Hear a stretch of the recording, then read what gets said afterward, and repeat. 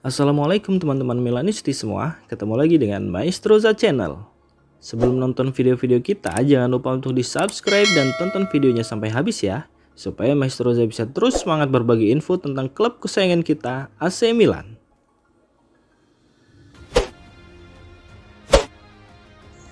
Paolo Maldini meninggalkan klub 5 bulan yang lalu dan kini berada di ambang memulai babak baru dalam karirnya. Tawaran menarik dari Al-Ittihad di Liga Pro Saudi menghampiri sang legenda yang mungkin akan jadi tantangan menarik untuk ia terima. Kepergian Maldini dari AC Milan terjadi dalam waktu singkat setelah pertandingan terakhir musim 2022-2023 mengikuti keputusan pensiun yang mengejutkan dari Zlatan Ibrahimovic.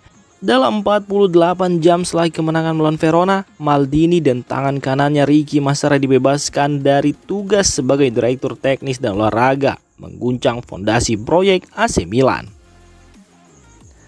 Rumor dan spekulasi segera mengitari keputusan tersebut dengan berbagai macam kabar yang meresahkan stabilitas tim. Kabar mengenai ketidaksetujuan di ruang ganti dan keinginan Maldini untuk melengsarkan posisi Stefano Pioli dengan Andrea Pirlo pun mencuat.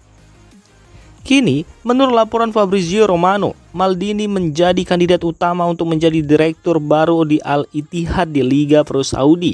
Keputusan ini mungkin membuka lembaran baru bagi Maldini yang akan segera memutuskan masa depannya dengan klub tersebut.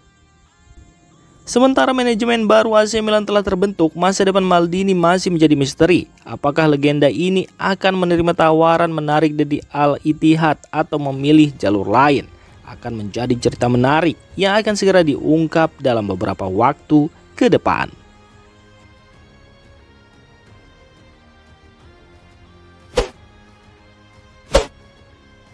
Kegembiraan mencetak gol pertamanya untuk AC Milan ternyata diiringi rasa tidak nyaman bagi Tijani Reinders yang merasakan pahitnya kegagalan tim meraih kemenangan setelah unggul 2-0 melawan Lecce.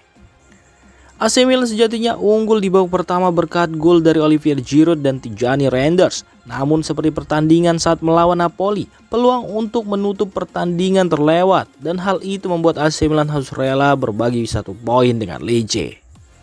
Setelah pertandingan, Reinders berbicara dengan DAZN, menyampaikan perasaannya terkait gol yang dicetaknya dan kekecewaan menyaksikan tim membuang peluang emas untuk meraih kemenangan. Kami unggul, tetapi kami melakukan terlalu banyak kesalahan. Lecce punya lebih banyak energi di menit-menit akhir, sementara kami lebih sedikit karena kami datang dari pertandingan lawan PSG, ungkap Tijani Reinders. Meski berhasil mencetak gol, Reinders menyadari bahwa tujuan utama adalah meraih kemenangan. Dia berbicara tentang peluang yang terlewatkan dan fokus pada pekerjaannya untuk tetap tenang, berpikir jernih, dan tegas. Saya senang bisa mencetak gol pertama dengan seragam ini, tapi tujuan hari ini adalah kemenangan, peluang yang terlewatkan. Saya sedang mengerjakan ini. Saya harus tetap tenang agar bisa berpikir jernih dan tegas. Saya sedang bekerja dan saya berharap untuk berhasil, tandas Tijani Reinders. AC Milan sendiri akan baru kembali bertanding pada 26 November mendatang melawan Fiorentina, karena setelah pekan ini akan ada jeda internasional.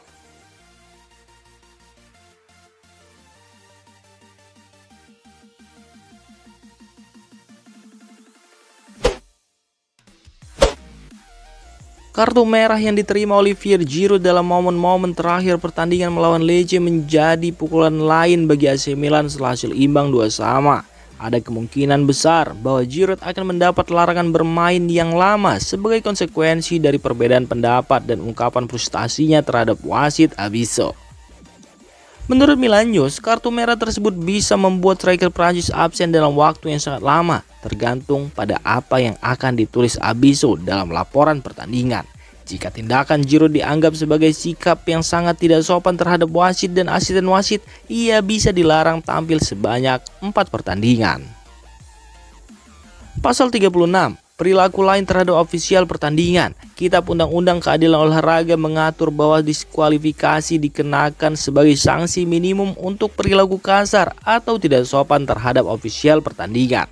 Sebelumnya, sanksi minimal tersebut adalah selama 2 pertandingan, tetapi pada tanggal 21 April 2023 terjadi perubahan dan sanksi minimal menjadi selama 4 pertandingan. Risiko nyata yang dihadapi Giroud adalah larangan bermain selama 4 pertandingan, tergantung pada penilaian hakim olahraga Gerardo Mastrandrea terhadap laporan pertandingan Abisso. Perubahan dalam peraturan memberikan potensi hukuman yang lebih berat, dan Milan harus bersiap untuk kehilangan kontribusi penting dari Giroud dalam beberapa pertandingan mendatang jika larangan 4 pertandingan dijatuhkan.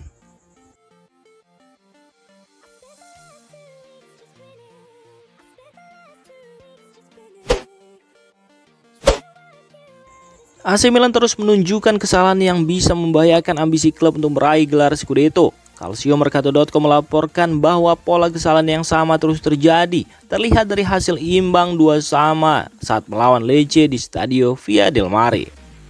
Stefano Pioli dianggap kurang tepat dalam melakukan keputusan permainan. Pioli memasukkan Musah di awal babak kedua untuk Calabria disorot sebagai bencana. Musah kehilangan jejak Sansone yang mencetak gol pertama dan juga kehilangan bola yang membawa kepada gol penyama kedudukan. I Rossoneri tampak kesulitan menghadapi kecepatan pemain Lecce yang lebih kecil, terutama setelah unggul 2-0. Pola formasi 4-3-3 yang dipilih oleh kedua pelatih menciptakan duel langsung di seluruh lapangan dan pemain Milan mengalami kesulitan menjaga kecepatan lawan. Meski unggul 2-0 terlebih dulu, AC Milan tidak mampu mematikan permainan dan memberikan peluang bagi Lecce untuk mencetak gol balasan. Rasa lelah setelah pertandingan melawan PSG pada Rabu kemarin mulai terasa, dan kegagalan dalam mengatur permainan dan menjadi disiplin kemungkinan Lecce mencetak gol untuk dalam waktu singkat.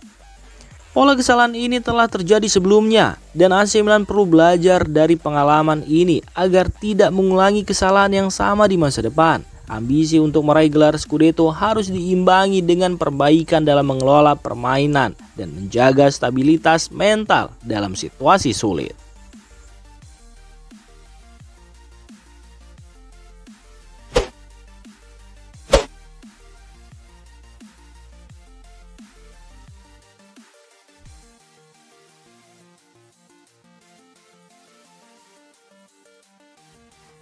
Demikian informasi dunia sepak bola terupdate hari ini. Untuk kamu yang gak mau ketinggalan seputar informasi sepak bola Eropa, silahkan like, subscribe, dan share video ini. Terima kasih.